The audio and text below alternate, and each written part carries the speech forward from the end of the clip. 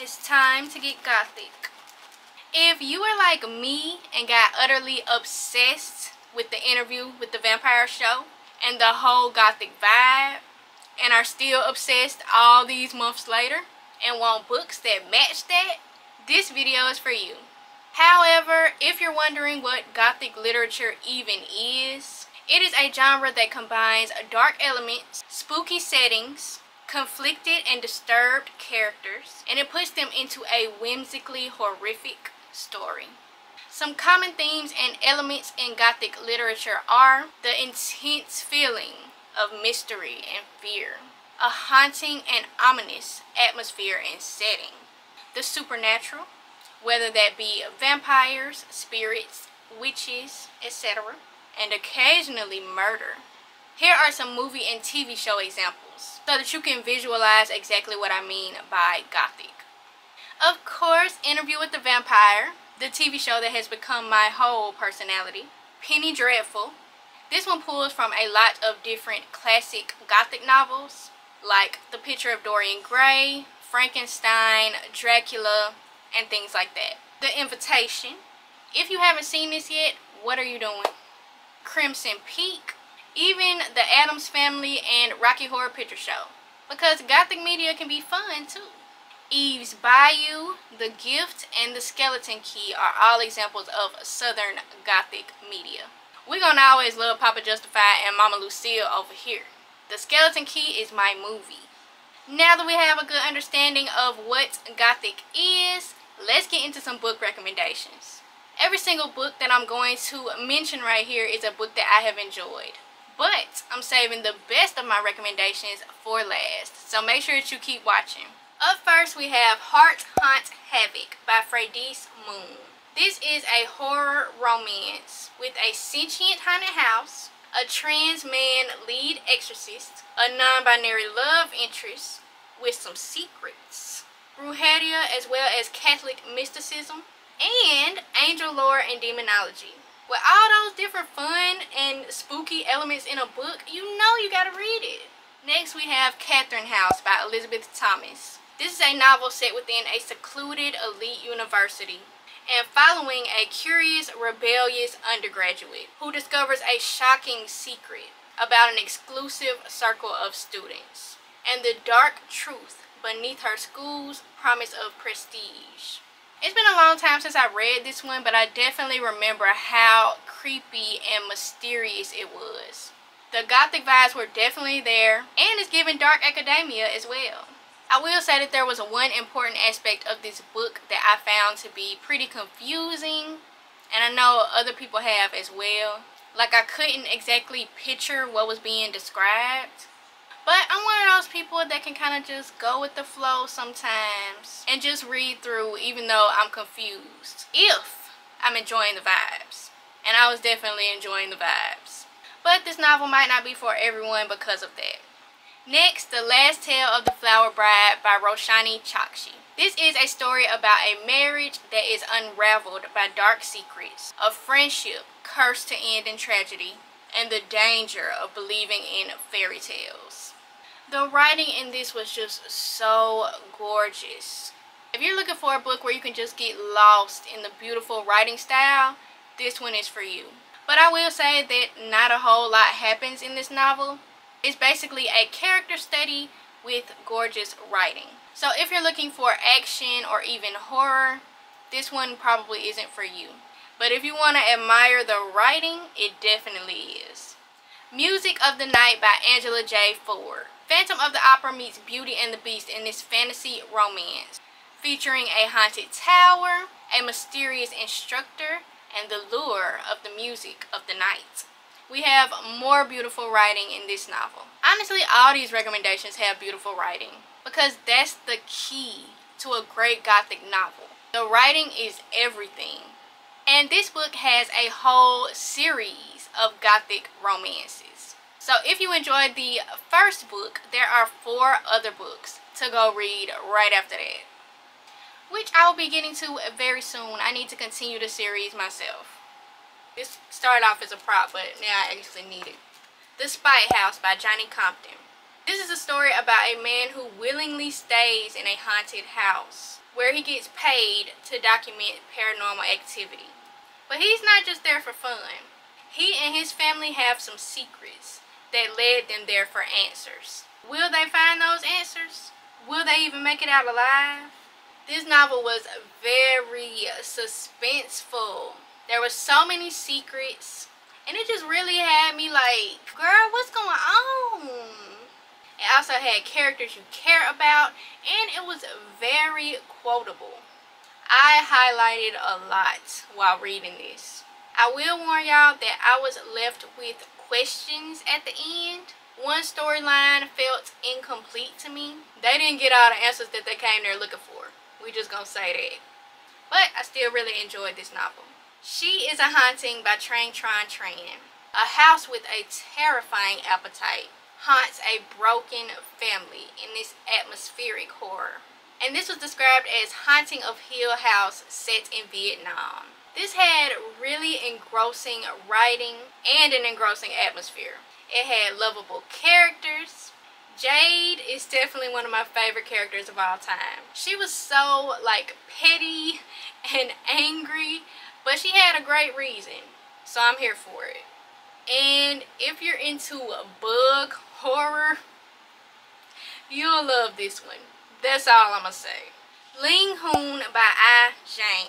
This is a book about people who move into a mysterious town in order to live in houses that are haunted by their deceased loved ones. Though this book is about ghosts, the ghosts are not the terrifying part of this novel. The humans are.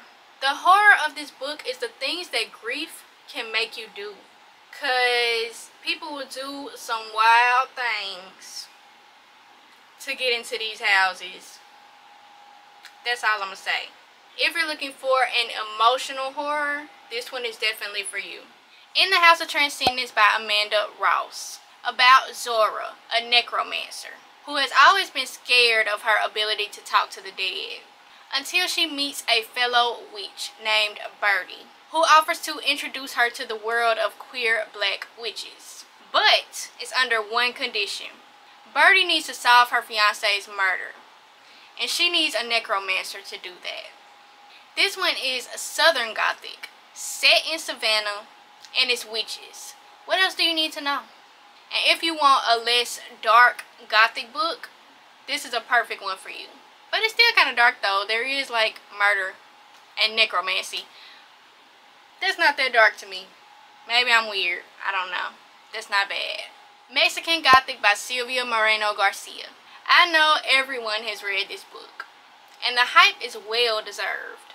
After receiving a letter from her newlywed cousin begging for help, Noemi goes to a distant house in the Mexican countryside, where her cousin lives with her husband and his family. Noemi refuses to be intimidated by her cousin's menacing husband, his family, or this house that keeps invading her dreams at night with visions of blood and doom. Will she be able to save her cousin, or will she not make it out alive herself? This was highly creepy. This is another one that had one of my favorite main characters of all time. Noemi was everything. After finishing this book, I felt the need to read everything Silvia Moreno Garcia has ever written. I'm still making my way through everything, but I have read a few more books. Alright, y'all. Say hello to my beautiful, beautiful baby, Darknesses by Lachelle Seville. I read this book on Kindle Unlimited, and then a while ago I won a giveaway and got a physical copy. So I just love her so much. This is a sapphic horror fantasy retelling of Dracula, with Dracula as a black woman. Once again, it is highly quotable with gorgeous writing.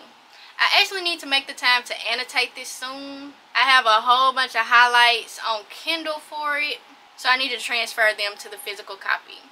By the way, do y'all like annotating videos? If y'all do, comment down below so that I can know to make some. The story was so interesting. All of it. Every twist that happened, every turn the story took had me hooked. This is over 500 pages, and it did not feel slow in the slightest. There was always something happening. It was just great. and I loved the characters in this. I just loved everything about this book. It was perfection. And my favorite Gothic book that I have ever read is House of Hunger by Alexis Henderson. Marion is in a very desperate situation when one day she sees an ad in the paper that says, "Blood Maid Wanted." And a blood maid is a woman who lets other people drain their blood to drink. And when you become a blood maid, you're supposed to get this lavish lifestyle. So of course she takes the offer. However, things may not be as wonderful as they seem. It's a horror book. Of course they're not as wonderful as they seem. I think this one had my favorite writing, my favorite atmosphere. The author really created an atmosphere that you can just be enveloped in. The suspense was intense. It had an action-packed ending. And I really just didn't want this book to end. Those were so many of the Gothic books that I have read and loved. Now let's get into the Gothic books that I can't wait to read and that I think that you should put on your radar as well. But first, make sure that you like and subscribe if you are enjoying the video so far. And let me know in the comments what your favorite Gothic books are. Or if you're new to the genre, which ones are you most excited to read? Also, if y'all have Gothic movie and TV show recommendations, I want those too. Give me everything Gothic. Or just leave me a black heart emoji so that I know that you made it this far into the video. Now let's get into the TBR. The first book on my TBR is The Year of the Witching by Alexis Henderson. This is the same author who wrote House of Hunger, so I cannot wait to get to this one. A young woman living in a strict puritanical society discovers dark powers within herself after venturing into the forbidden woods outside of her town and meeting the spirits of 4 dead powerful witches. Next is On Sunday She Picked Flowers by Yaya Schofield. When Jude killed her mother, she thought that she put an end to the hold that that woman had on her. Fast forward 17 years later, secluded deep in the woods of northern Georgia, Jude knows that the past is not that easy to forget about. She must grapple with ghosts, beasts, haunts, and an enigmatic woman who threatens to undo the tentative peace that Jude has created for herself by provoking the violence that lives just underneath her skin, waiting to be unleashed. I'll be starting this one very soon, and I cannot wait. Next, House of Cotton by Monica Brashears. Magnolia is broke and desperate when one night a mysterious stranger named Cotton walks into the gas station where she works and offers her a modeling job at his family's funeral home. You see why I put the quotes over modeling? And since she's desperate, she accepts. But when Cotton's modeling requests become increasingly weird, Magnolia finds out that there is more at stake than just paying her bills. I feel like this one is going to be super weird, so I'm super here for it. Monstress by Marjorie Liu. This is a graphic novel about a teenage girl who shares a mysterious psychic connection with a monster that will transform them both and make them targets of both human and otherworldly powers. My Dear Henry by Kaylin Bayram. This is a young adult Jekyll and Hyde retelling, told from the perspective of a black queer boy trying to find the reason behind his best friend's disappearance. This was on my list of my most anticipated releases of 2023, so I am incredibly excited to read it. What Souls Are Made Of by Tasha Shuri. This is a young adult Wuthering Heights retelling, told from the perspective of 2 Indian teens who have both been cut off from their heritage, and they find solace in each other.